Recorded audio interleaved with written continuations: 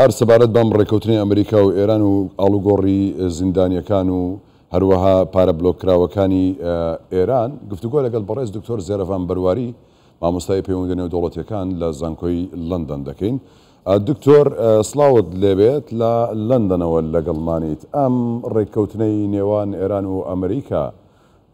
دەکرێت بڵین دەستپێکێکە بۆ ئەوەی کە پەیوەندیەکان وردە وردە باشتر بن یاخود ئەو سزا ئابوووریانەی کە لەسەر ئەمریکا هەن ئەمریکا لایەن بدات لە ماوەکانی داهاتوودا؟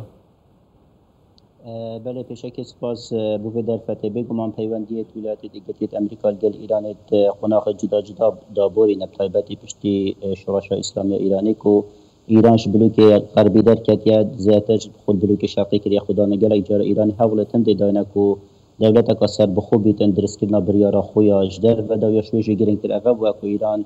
خدا هندک طموحات هرمی بوده یعنی برفرهبون هرمی دستگینان آرمانجت یه هرمی ولی که کو ایران بازنا امریکی بدر کمیش بارش ده بارشوندی امریکی بدر کبیتن طبعا و امریکا هتا کرن کو آیا ایران ده حتی چرا ده ولایت دیگریت امریکا ده حول دن کو وان اف آلوزیت نبینوان هر دو ولایت دا بهنه گهرین بود چون من اصلی باردام ولایت دیگریت امریکا همیگا و تماشاگر ناروشلاتان ناوراست پیگه برجواندی دا سحکیت بونمون امریکا که برجواندی امریکا و صبخازیتن کو سردریه که باشتر گل ایران بکرد بگماده گهرینات سیاست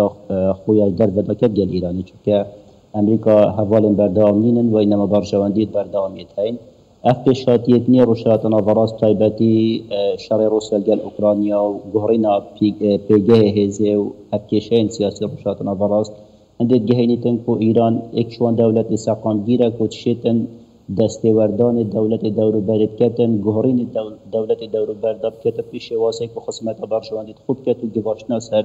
برجواندید امریکی کتن تایبتی لکنزیکیا ایران بوسینه لکنزیکیا ایران الروسیا ولیکن کو حتی راده که امریکا دی هزار شوازه که پراگماتیکی داد کت گل ایران کو گهرینا هندک پیگهن خوی سیاسی گل ایران گهری پیخمد فارسنا برجواندی امریکی روشات نظراست بلاسوی بار دام اول دسپیک که سیاست که پراگماتیکی امریکی که پشتی چند ساله تنب شوازه که تون تایبتی بار اگراگهان در بحثیت تکریم برانبر کمارا اسلامی ایرانی بس بخونا قداتی اسوی بار دام پیگهن سیاست ها نگارین هدیشن سیاست ها نگارین سرویس شوازیشی امریکا سیاست خود الجر ایرانی گهری باشه یعنی اما دوای ڕێکەوتنەکە لا ینی ئەمریکا دەڵێت ئەم پارەی کە بۆ ئەمریکا گەڕاندراوەتەوە یاخود ڕێگە پێدراوە کە بەکاری بهێنێت لەژێر چاودێری ئێمەدایە لە ژمارێکی بانشی تایبەتە کە ئێمە ئاگامان لێ چی لێ دەکەن و چی لێ ناکەن ئەمە مەبەستەکە تەنیا بۆ بەکارهێنانی مرۆڤ دۆستیە لە بەرامبەریشدا ئێران دەڵێن نەخێر ئێمە خۆمان لەژێر دەسەڵاتی خۆمانە کە چۆن بتوانین کاری لەگەڵ بکەین هەڵسوکەوت لەگەڵ ئەم پارەیە کە هی ئێرانە بکەین کامیان ڕاست دەکەن؟ بله بگومان دما پیوندی دو دولت بو نمونه آلوز بنو پشتینگی نوع توازنه که دوان هر دو پیوندی دولت هر دولت ایده حول داتن بو رای گشتی دیار کتن کو اف دولت هنه پترترین برجاندی دست قوه اخستین بو پیروکرنا سیاست اکانی طبعا اف شوازه داخوانیت هر دو دولتات که وی اطاری داکو دو دولتت پیوندیت آلوز هنه که بلف شوازه که دی پیوندیت چند خصوصا بو رای گشتی دیار کم تایبتی بو پیمان خوک و امریکا بو نمونه تنازلات نکنه بو سیاست امریکا بو ایران مبسته منو سیاست امریکا برابر ایران نفس نمط برینو که بس اساس ده حسانی نسوی باری دام ایران ای لبرانبر دا ایران تنازلی بو سیاست امریکا کردوه؟ نخیر داس بحث کمانی لا دید امریکا چکمه بحث کری ایران قناقا نوکدا تفکیشا نوکدا دولت کا پیزه دولت کا حرمی خودان گرانی خو سیاسی و گرانی خو لشکری دوره دا اسوی باری دام امریکا نشتن سر ایران فرض کردن که شواز بکار اینانا وان پارات شوازه که راست خو چه بیتن دیده خازی هدن دانستاندن ده نکرتنا بین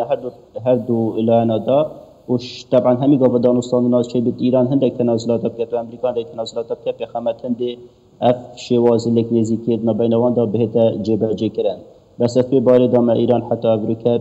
يت موقفه زيادة برانبر أمريكا بطيبت يمكن بحث كي هكشين سياسي بكجلك جوران فريد مازم سردهاتينا زور باش لما وكان إذا أتودا بتواي هز ريكوتنيش ديكا لەنێوان ئێران و ئەمریکا دەبێت؟ بەلە پرسیارەکە گەلێکە گرنگە طبعا شێوازی تەماشاکردنە ئەمریکا بۆ ئیرانێ گەلێک شوی شێوازی جدا بێت ڕاگەهاندنا بە حەسلێ تێداکردن طبعا استراتیجیستە ئەمریکیدا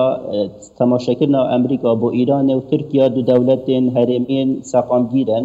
و gelek cara Amerîka wê hezrê da bişêtin guherîn rûşata nava rast da bêne diristkirin seqamgirî rûşata nava rast da bête diristkirin vê seredelîl gel Îranê û Îran wekî Îran bike Tirkiye wekî Tirkiye biketin ji ber hindê ez bi wê biarê de me bi xwe xwe de hatî lawazbûna dewleta Erebî lawazbûna dewleta Sûriye û Iraqê û Libnanê devletê ku neşên parastinê emn û biryara xwe bikene virûke ev dewletê ku bişên biryarê diristken û bişên